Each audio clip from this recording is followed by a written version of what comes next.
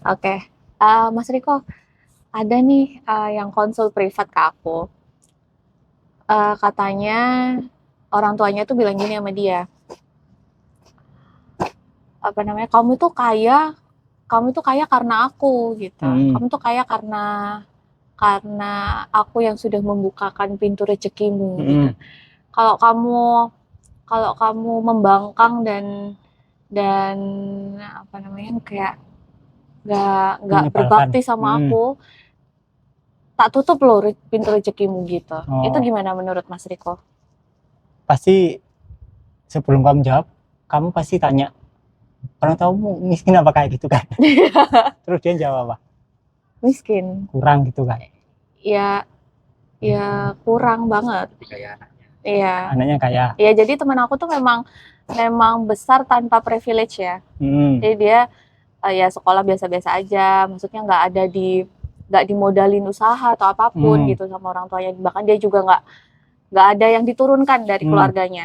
Terus dia sekarang kaya. Terus dia Terus sekarang kamu kaya. jawab apa? Jadi itu kan udah jelas kan? Berarti orang tuanya kurang, anaknya kaya. Berarti yang bisa diwariskan oleh orang tuanya hanya kekurangan. Hanya trauma. Hanya trauma dan kekurangan.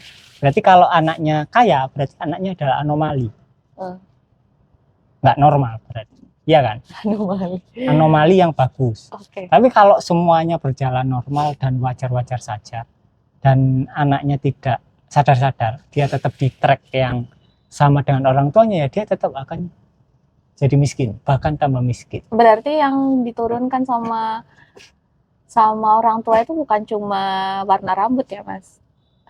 Hah? Tapi kemiskinan juga. Kemiskinan juga. Ya sama kayak epigenetik. Jadi Oh, ketika epigenetika itu kan intinya adalah gen kalian itu lebih dipengaruhi oleh lingkungan. oke. Berarti orang tua dan lingkungan sekitar waktu kalian kecil.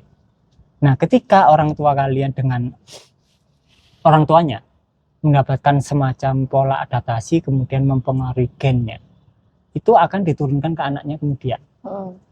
Ya kan? Anggaplah karakter seperti kekurangan, kemiskinan, rasa tidak layak itu biasanya bersifat poligen. Hmm. Oke?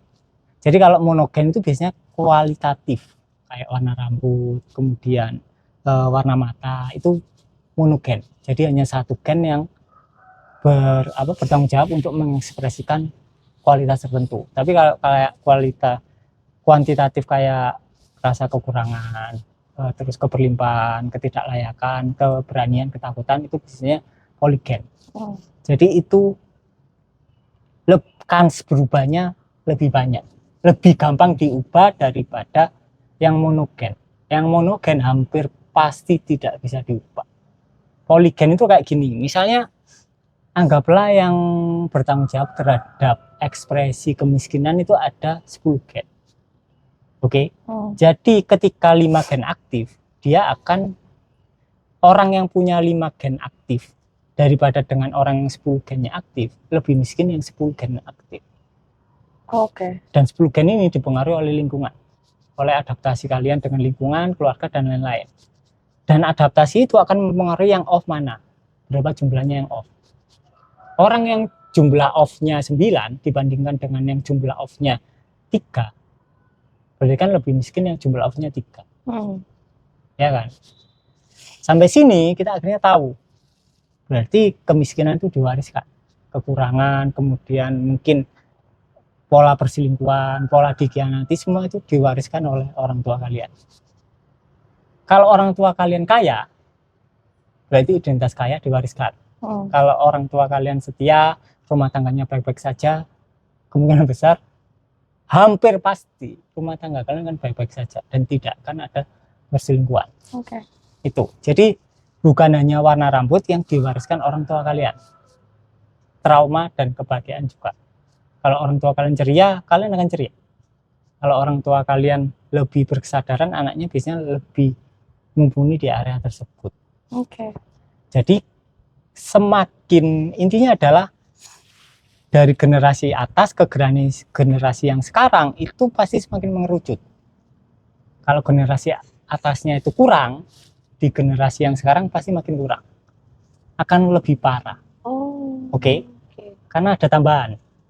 Misalnya buyutmu kurang, kemudian anaknya buyutnya kurang, kan ada tambahan kan? Oh, Makin kurang, makin kurang, makin oh kurang. gitu ya, paham. Ya kan? Kalau kaya ya makin kaya, makin kaya, makin kaya. Jadi ada yang signifikan di sini. Ketika suatu anomali terjadi, misal anak itu berasal dari keluarga kurang, identitasnya kurang, dogma-dogmanya kekurangan, cari uang itu susah, uang nggak tumbuh di atas pohon, gitu-gitu kan biasanya kan Iya. dogmanya. Tapi kok dia bisa kaya? Berarti dia anomali. Entah sengaja atau secara nggak sengaja, berarti dia keluar dari cerita epigenetik warisan orang tuanya. Dia keluar dari cerita lama. Oh, ini kan orang tuaku, ini kan semua yang diajari orang tuaku. Aku bukan ini. Atau dia mampu menyadari pikirannya, oh aku bukan ini semua, ya aku yang sadar. Kemudian ya dia tinggal milih kehidupan apa yang mau dia jalani. Oke, berarti orang tua membuka pintu rezeki anaknya itu nggak benar ya? Hoak. Hmm. Kenapa orang tua bertindak seperti itu? Ya karena mungkin dia gagal untuk membuka pintu rezekinya sendiri, dan kebetulan anaknya berhasil, kemudian ego orang tua mengklaim, oh ini gara-gara aku. Oh, oke. Nah kemudian kondisinya anaknya tidak begitu berbakti, kemudian diancam. Nah kalau anaknya percaya, masih ada dogma-dogma yang aneh-aneh, ya kejadian beneran. Jadi itu semua hasilnya tergantung diri kita masing-masing. Oh. Jadi tidak ada apapun yang mampu menentukan hidup kalian kecuali diri kalian sendiri.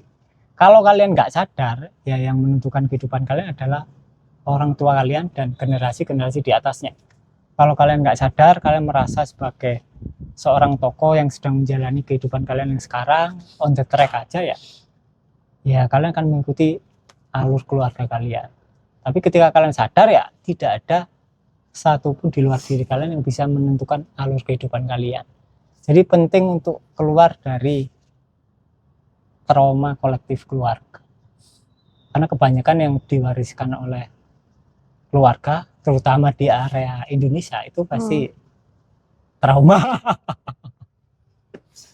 Jadi itu memang sangat perlu kita keluar dari trauma tersebut.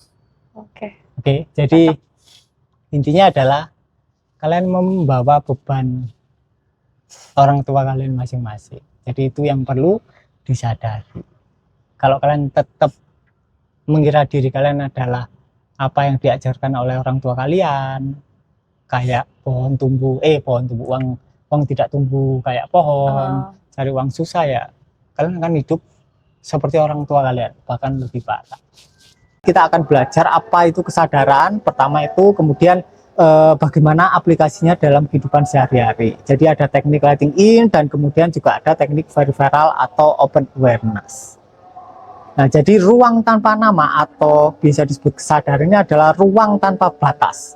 Oke, jadi bisa dikatakan sebagai keberlimpahan tanpa batas. Ketika kita mampu keluar dari suatu cerita, kemudian kita hadir sebagai ruang tanpa batas, kita akan bisa memilih ruang batasan tertentu yang kita sebut sebagai diri yang baru atau kelahiran kedua. Oke, jadi inti dari workshop letting in adalah kita akan belajar bagaimana untuk keluar dari diri fiksi kita yang lama, dan kemudian kita hadir sebagai ruang tanpa nama atau biasa disebut kesadaran, dan kemudian kita mampu memilih diri yang baru yang biasa disebut sebagai kelahiran kedua.